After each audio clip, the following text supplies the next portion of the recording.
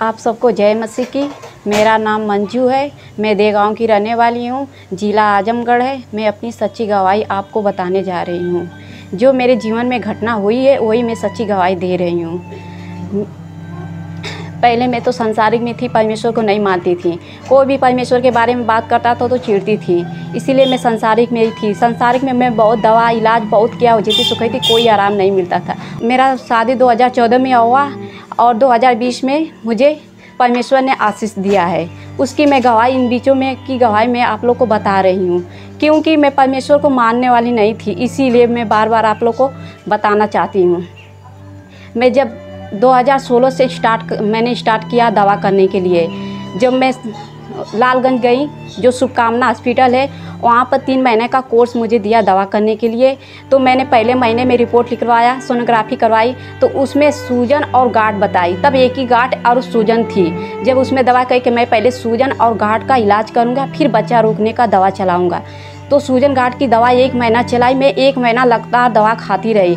फिर दूसरे महीने में गए तो वो गांठ गली नहीं थी। सूजन थोड़ा मोड़ा तो ख़त्म हुआ था, फिर भी वो गांठ बढ़ गई थी। फिर उसमें गांठ का दवा चलाई तो मैंने बोला इस दवा से रिलीफ नहीं मिला। मेरे पेट में बहुत दर्द होती है रात रात को, और पीरियड के समय तो और ज़्यादा दर्द होने लगती है।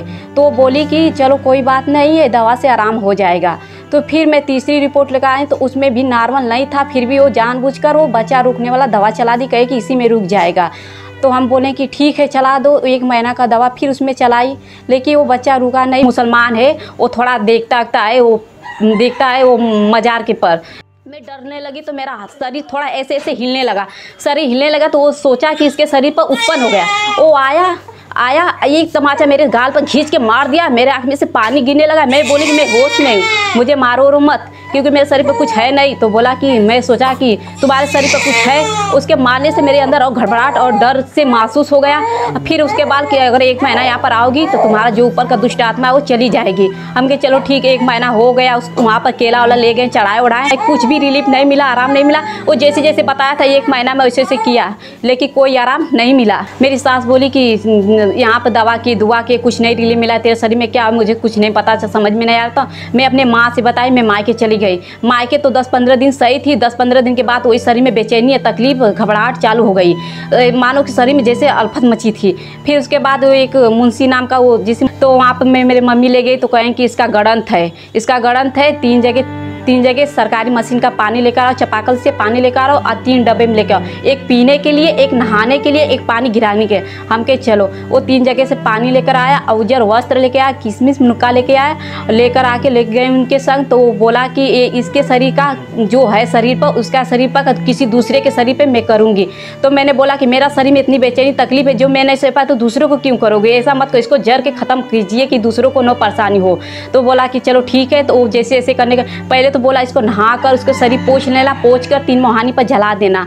तो हम कहे ठीक है। पहले उसको पानी से नहाते थे, फिर उसको तेल लगाते थे, शरीर पर पोंछ कर वो आग में जलाई जाती थी, फिर वो पानी पीते थे। कहें कि लास्ट दिन 7 दिन करना, 7 दिन के बाद लास्ट दिन होगा तो उसको ज़मीन में गाड़ देना। लेकिन वो ज़मीन गाड़ने का 3 दिन बीते मेरे शरीर में वो बेचैनी, हाथ पाँव लकवा मार गई थी, हाथ पाँव जैसे मारो कि मुड़ गई थी, उठाना बैठाना सब कुछ नहीं हो रहा था। मेरी सांसें रुक गई थी, मानो कि मैं गहरी नींद में हमेशा सोती थी। 3 दिन हो गया सोते कुछ शरीर में अन्न पानी कुछ भी नहीं जाता। तो मेरी मम्मी बोली कि ये तो रोग जाने की वजह से और रोग बढ़ गया, यहाँ पे मैं नहीं दिखाऊंगी, दूसरे जगह जाऊंगी। ये सीखड़ी गाजीपुर पड़ता है, वहाँ दसई नाम का ओझा है, वहाँ पर ले गई मेरी मम्मी। उनको दिखाएं तो बोला कि इसकी शादी में खिलाया हुआ चीज़ है। उसके जब शादी हो रही थी वहाँ पर कोई खिला दिया इसको, जो न्योताकारी होता है तो वो वस्त्र में कर दी है। उसका 2000 रुपया लगेगा, जैसे जैसे तुम बता रहे हो वैसे वैसे करना। कहें कि ठीक है। और इसके कोख मारी है, इसके शरीर के साथ साथ इसका कोख भी मार गया, कभी इसको संतान नहीं होगा। तो मम्मी बोली कि इसी सब कुछ जब खत्म हो जाएगा तो सही है। तो जब वो बोला तो भतुआ लेकर आए, जो कोढ़ा होता है वो कोढ़ा लेकर आए, अगरबत्ती, दारू और तो धागा पाँव से सीट से नापने के लिए बहुत कुछ अन्य प्रकार के लगा, लेकिन उसमें ख्याल नहीं आ रहा। उसमें से लेकर आए और जैसे जैसे कहा वैसे से करे। फिर रात को 7-8 बजे करीब वो ले गए, 3 मोहानी पर फेंक के चली आए। और रात तो कैसे कैसे बीती। रात को तो दर्द पीड़ा, तकलीफ, बेचैनी और अंदर से घबराहट होती थी, मानो कि शरीर में जैसे लग रहा है कि आग जैसे है कहीं आने लगी। फिर अंदर घबराहट होने लगी और शरीर गनगन कांपने लगी। तकलीफ से शरीर गनगन कांपने लगी तो बेचैनी होने लगी। तो ये छाया दी को बुलाएं, कहें कि छाया दी उसके शरीर में बहुत बेचैनी और चिल्ला रही है। तो आए थे, प्रार्थना किए तो कुछ आराम है, लेकिन बोले कि हम बोले कितने दिन से चिल्ला रहे कि प्रभु यीशु में चल, प्रभु यीशु में चल, लेकिन प्रभु यीशु को नहीं मानती है। वो प्रभु यीशु को मानती तो आज ऐसी नहीं रहती। तो हम बोले कि नहीं, हम संसारिक में संसारिक धर्म में चलेंगे, हम अपना सब कुछ छोड़ के परमेश्वर में नहीं जाएंगे। तो वो बोले कि परमेश्वर को मान तो पहले। तो हम कहें कि नहीं। तो वो अपना प्रार्थना रात में अपना जो समझ में आई वो की, लेकिन अपने अंदर में विश्वास नहीं की। फिर उसी तरह दुष्ट आत्मा मुझे परेशान करने लगी। मेरे अंदर चिल्लाहट, घबराहट और थोड़ा सा शरीर में और ज़्यादा उल्फत मचने लगी। तो मैं रात को चिल्लाने लगी, दर्द से एकदम परेशान थी। तो उसके बाद वो जो 25 को जो जन्मदिन मनाया जाता है प्रभु यीशु का, तो उनको बिल्ला मिला था। वो बिल्ला लेकर आई थी। तो बिल्ला से बोले, ब्रदर बोलते थे कि जिसको बीमारी हो तुम्हारे घर में तो उसको दे देना, वो लेकर चली आएगी तुम्हारे बदले में। तो वो बिल्ला दे कहेंगे चलो जाओ, पहली बार जा रही हो तो पहले विश्वास करो, ये बिल्ला के साथ जाओ। ब्रदर बहुत चंगाई देते हैं, बहुत ऐसे गवाही आती है, तू भी चंगा हो जाएगी, जाने में क्या है। तो हम कहें चलो ठीक है, कोई बात नहीं। मेरे पति गए थे बिल्ला लेकर। मैं बिल्ला वो जब वो पूरा रोगी को चंगा दी, जिसके पास संतान नहीं तो लास्ट में बुलाएं। तो सब लाइन से खड़े हो गए। मैं अपने हाथ पर सीने पर हाथ धके कही, हे पिता मुझे संतान दे या न दे पिता, लेकिन मेरे शरीर को चंगा कर। मैं जितना भटकी हुई उनके पे विश्वास की हूँ, दवाई से ओझा से सुखैती से पिता परमेश्वर मुझे कुछ भी नहीं चाहिए, कि मेरे शरीर सुरक्षित कर। मैं दूसरे के भरोसे नहीं पिता परमेश्वर, तूने हाथ पाँव दिया दूसरों के लिए नहीं पिता परमेश्वर, मुझे इतना चंगा कर पिता परमेश्वर कि मैं भी अपने हाथ से उठूँ बैठूँ खाऊँ पी, कोई कहना ना पाए कि हर महीने हर हफ्ते में हमेशा ये बीमार रहती है। मैं वहाँ पर खड़े होकर प्रार्थना करने लगी, जैसे जैसे वहाँ के सब लोग करते थे उसी से मैं करती थी। कोई औरत अपने बच्चे के लिए मांग रही तो उसका देख के मैं भी मांगने लगी कि हे पिता परमेश्वर, जब इसके अंदर इतना विश्वास, इतना रो रहे, मैं भी रोऊंगी। मैं क्योंकि हर अन्य जगह देवी देवता की है तो मैं रोई, आज यहाँ पर रोक देख लूँ कि क्यों पिता मेरे जीवन में भी कुछ कार्य कर दे। मैं ऐसे रोने लगी। जब वो ब्रदर सबको आशीषित करते आए तो मेरे पास भी आए, कहें कि बाज वाली आत्मा चली जाए, इसके घर में से जितनी श्रापित की बंधन है टूट जाए, जितने पाप के बंधन टूट जाए। ऐसे परमेश्वर, ऐसे ब्रदर हमारे इसके शरीर में से बाज की आत्मा चल जाए, इसके शरीर में से तकलीफ दर्द की आत्मा चली जाए।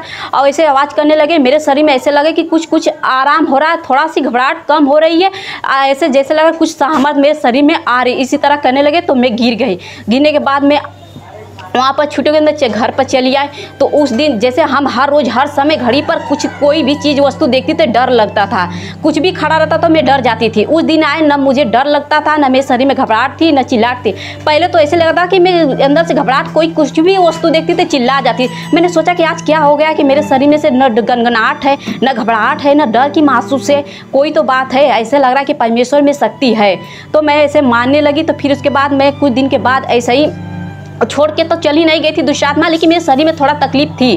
तो ऐसे करने लगे। तो ये 2019 में अक्टूबर के दिन वो रविवार था, रविवार को शायद वो दीपावली का महीना। तो उस दिन मेरी छाया दी कहीं कि आज भैया बहुत सबको आशीष से बहुत चंगाई देंगे। मैं उस दिन से परमेश्वर को ग्रहण तो कर ली थी, मैं जाने लगी डेली, लेकिन वो शरीर से चली नहीं गई थी। वो हमेशा सताती थी, लेकिन अब महसूस नहीं होता था क्योंकि परमेश्वर मेरे साथ होने लगा, अपना स्वर्गदूत पहला भेजने लगा।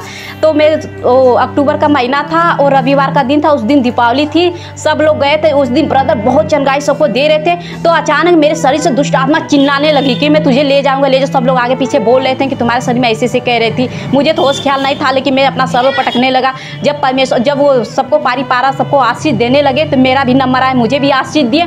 तो मानो जैसे कि शरीर में से आग के गोले के समान निकल के जा रहा है, धुएं के समान मुझे शरीर में झटकार के पटक कर चलेगा। और वहीं पर ब्रदर कहें इस बहन के शरीर में से हर एक दुष्ट आत्मा चली जाए और हर एक बीमारी की आत्मा चली जाए। इसको संतान नहीं है तो संतान दे के परमेश्वर इसे आशीष करे। मैं ऐसे रिलीफ कर या वो जमीन पर गिर के ऐसे ही सीने पर हाथ दे के रिलीफ की, मानो कि मेरे शरीर में से ऐसे लग रहा है कि मेरी बीमारी दूर हो गई। और मेरी घबराहट की अंदर बेचैनी की आत्मा चली गई। ऐसे लगा मेरे परमेश्वर मेरे साथ आकर मेरे जीवन का हर एक संकट दूर किया, क्योंकि मैं किसी पर विश्वास नहीं करती थी, क्योंकि मैं थक चुकी थी। मैं किसी को मानना भी इनकार करती, डॉक्टर भी विश्वास उठ गया। इसलिए विश्वास उठ गया कि एक दिन में दवा 1800 रुपये का लग रहा था, वो यदि 500 रुपये कम हो गई तो मुझे झनकार दी, कहे कि जाओ कल दवा ले लेना। अब वो 2 दिन लगा हो गया तो उसको बोले कि दवा नहीं चलेगा तो कैसे बच्चा रुकेगा। इस तरह मुझे बहुत तकलीफ हो कि इंसान कभी किसी इंसान का दर्द नहीं बांट सकता। उस दिन मैं विश्वास हुआ कि ईश्वर ही मेरे साथ है। मुझे बहुत तकलीफ हुआ, लेकिन ब्रदर जब मुझे चंगाई दिया तो मेरे शरीर में से आग के गोला के समान हर एक वस्तु चला गया, हर एक बीमारी चल गई। तो मैंने आया तो जब मेरी महीना आई तो मैं देखा तो दर्द न तकलीफ न पीड़ा। हम कहें कि हर महीने में तो मुझे दर्द होती थी, मानो कि शरीर में बेचैनी थी और सूजन की वजह से मुझे थकावट महसूस होता था, चलने में दिक्कत होती थी। लेकिन सब कुछ आज अचानक कैसे हो रहा है, कुछ भी नहीं महसूस हो रहा है। इसमें कर रही हूँ, खा रही हूँ, सबको खिला रही हूँ, कोई दिक्कत कोई परेशानी नहीं है। ऐसे ऐसे बीत गए, नवंबर का महीना बीत गया, नवंबर में नई पीरियड आया। तो हम सोचे कि दिसंबर में जांच करें, मानो शायद उस महीने में खा पी नहीं रहे थे, कमजोरी की महसूस हो रही थी, खून की कमी की वजह से पीरियड नहीं आया होगा। लेकिन उस दिन हम जब 12 दिसंबर को हमने जांच किए, फिर विश्वास तो नहीं था, लेकिन अपने मन में सोचे कि हे पिता परमेश्वर, हम तो नहीं जानते लेकिन तू जानता होगा। तब 12 दिसंबर को अपना जांच किए तो जांच में 2 लकीर दिखाए। तो हमने बहुत खुश हुआ, बहुत आनंदित, क्योंकि इतने साल बीत गए उस आंखों को तरसने के लिए, लेकिन कभी नहीं देखा। हमें मालूम है कि बचपन का क्या होता है, जिसके औरत के पास संतान नहीं होती उसका जीवन भी बेकार होता है। परमेश्वर ने आशीष दिया, पिता परमेश्वर, और 2019 में आशीष दिया। 2020 में मेरी डिलीवरी थी, 18 जुलाई की मेरी बच्ची जन्म हुई। क्योंकि मैं जब हॉस्पिटल में गई तो 2:30-3 बज रहा था। मैं अपनी जीवन की सच्चाई गवाही दे रही हूँ। उस समय उस घड़ी में कोई मेरे साथ नहीं था, सब लोग थे, लेकिन मेरा दर्द पीड़ा तकलीफ बांटने वाला कोई ना था। जब मैं दीवार पकड़ के खड़ी होकर रो रही थी कि हे पिता मेरे शरीर में बहुत दर्द है, सहने के बाहर है, तो कोई औरत मुझे मेरे सामने से गुजरी, औरत आई, कही कि तू क्यों रो रही है। हम कहें कि बहुत तकलीफ हो रहा है। कहें कि क्यों रो रही है, जब तू प्रभु यीशु को मानने वाली तो क्यों रो रही। मैं अचंभे पड़ गई कि अरे इसको कैसे मालूम कि प्रभु यीशु में जा रही है। मैं कही कि आप भी जाती हैं, कहे कि मेरे बातों को मत ध्यान दे, मैं जो कह रही हूँ कर। हम कहें क्या हुआ, कहे कि तू प्रभु को मानती है फिर भी रो रही है, परमेश्वर पर विश्वास कर, तुझे परमेश्वर सुरक्षित रखा रहेगा। दर्द के मारे में तकलीफ में रही, मैं ताकने लगी किसके साथ और कोई होगा, कोई नहीं था। वो मुझे लेके गई, अब प्रार्थना की परमेश्वर से, सीने पर हाथ धर प्रार्थना कर। जब प्रेयर करी तो मेरे दर्द थोड़ा कम हुआ, फिर मेरा नंबर भी आ गया, मेरी डिलीवरी भी हुई। डिलीवरी होने के बाद मैं बाहर आई, बाहर देख रही तो औरत नहीं लौक रही है। मैं सोची कि वो औरत आई तो आई कहाँ से, मैं तो इतनी तकलीफ में थी, फिर भी उसको ध्यान नहीं दिया कि वो कहाँ गई प्रार्थना करके। जब मैं बाहर आई तो वो औरत नहीं लगी। मैं परमेश्वर का धन्यवाद किया, हे पिता परमेश्वर, उस बहन का भी धन्यवाद करता हूँ, तेरा भी धन्यवाद करता हूँ, क्योंकि दुख के घड़ी तूने मुझे संभाला है पिता परमेश्वर। क्योंकि मेरा लाखों लाखों धन्यवाद कर, तेरे सेवा तेरे सच्चे जैसे ईश्वर कोई नहीं पिता परमेश्वर। हे मेरे प्रभु यीशु, जीवन मेरे जीवन में उदया किया है तू, इसके सबके जीवन में, इस गवाही सबके जीवन में आशीष चंगाई तूने दिया है मेरे यीशु मसीह। मैं तेरी जय जयकार करती हूँ, महिमा करती हूँ, क्योंकि हे प्रभु तेरे अलावा इस दुख को कोई याद करने वाला नहीं पिता परमेश्वर।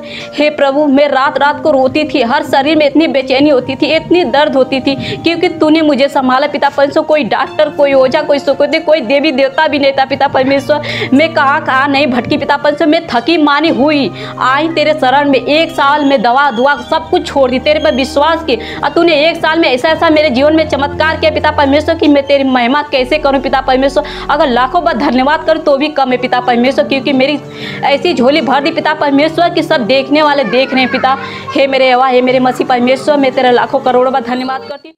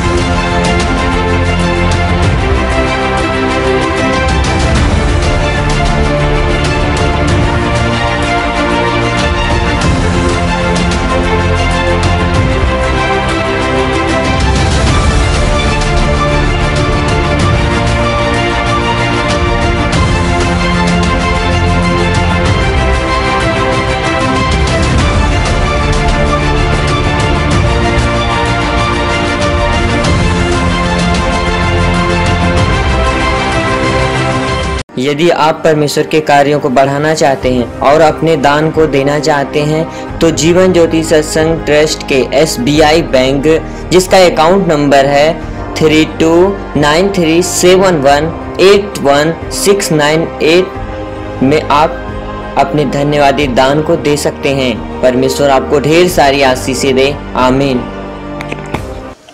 आप सबको यह वीडियो कैसा लगा?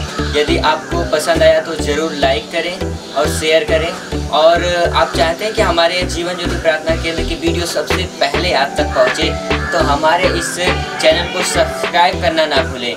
और आप सबको हम मिलते हैं नेक्स्ट और बड़ी गवाहियों के साथ। तब तक के लिए आप सबको जय मसीह की। परमेश्वर आपको ढेर सारी आशीषें दे। आमीन।